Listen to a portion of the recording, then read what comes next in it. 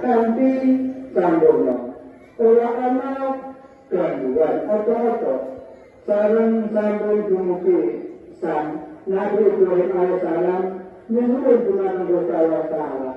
Kita mau sholat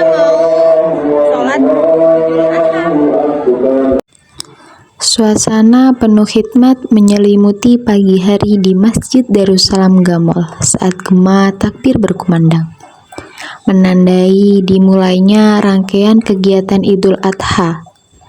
Jamaah dari berbagai penjuru mulai memadati halaman masjid sejak pukul 6 pagi, bersiap melaksanakan sholat id bersama dalam nuansa kebersamaan dan rasa syukur. Setelah melaksanakan sholat Idul Adha, dilanjut khutbah yang disampaikan oleh khatib tentang sejarah kurban, makna pengorbanan, dan kepedulian sosial.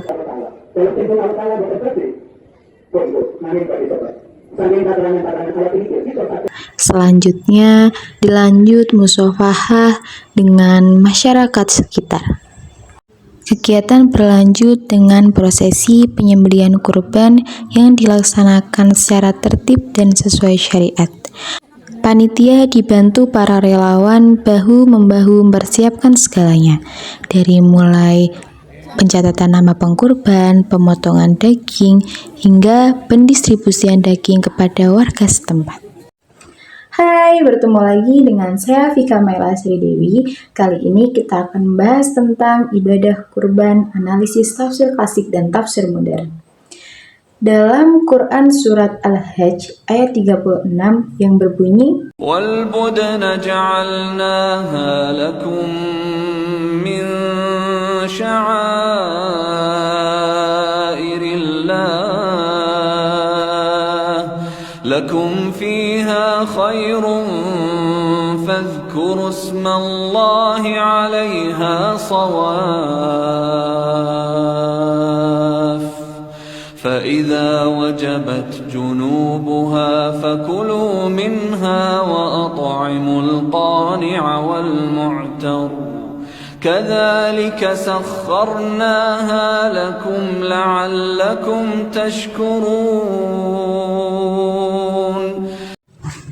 Nah, dalam kata fadkurusmallahi alaiha sawwafa itu menurut tafsir Ibnu Katsir mengatakan bahwa kata itu bisa menjadi landasan dasar untuk menyembelih kurban.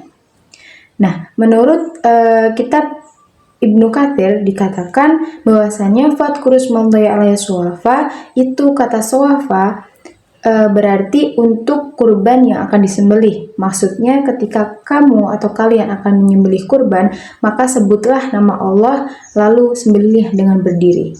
Kata berdiri ini menurut pemahaman saya itu adalah merujuk kepada hewan kurban yang akan disembelih, yaitu ketika kalian membawa hewan itu ke tempat penyembelihan atau lapangan penyembelihan itu harus dalam keadaan berdiri dan diikat. Nah, lalu ayat selanjutnya itu membahas tentang sebuah permintaan atau apa yang Allah inginkan dari ibadah kurban tersebut. لن ينال الله لحومها ولا دماؤها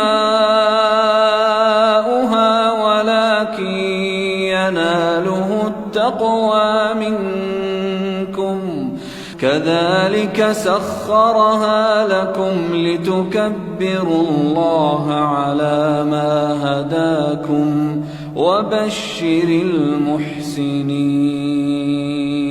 Jadi dahulu masyarakat jahiliyah itu ketika setelah menyembelih hewan unta, mereka membalurkan darahnya ke berhala gitu. Jadi di sini Allah menegaskan bahwa sesungguhnya darah-darah dari hewan yang kalian sembelih itu tidak akan kembali kepada Allah gitu.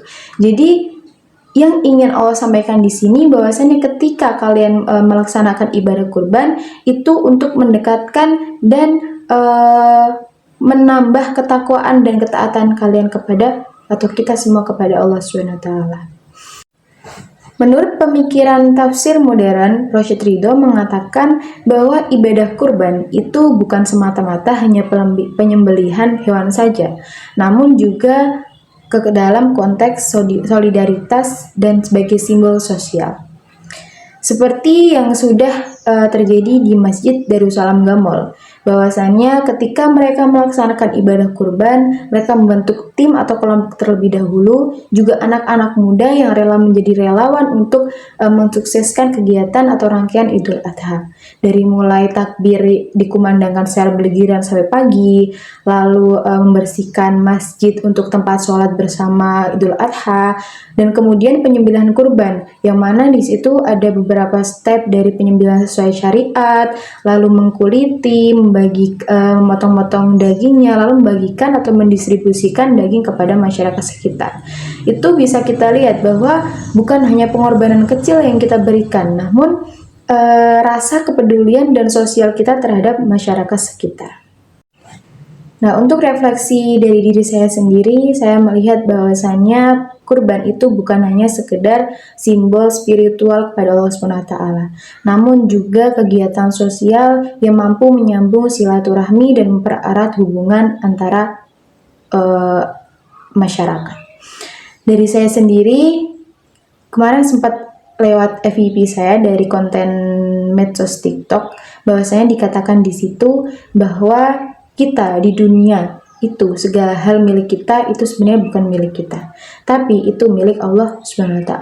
Dari entah pasangan, terus orang tua, bahkan diri kita sendiri itu bukan milik kita.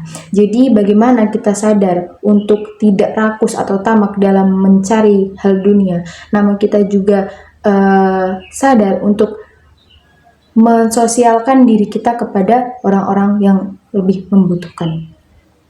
Nah, ada poin satu lagi yang saya dapat dari artikel, bahwasannya ketika kita menyembelih kurban, kita juga harus niat atau semangat diri untuk menyembelih hal-hal kebinatangan yang berada di diri kita, seperti egois, tamak, dan lain sebagainya.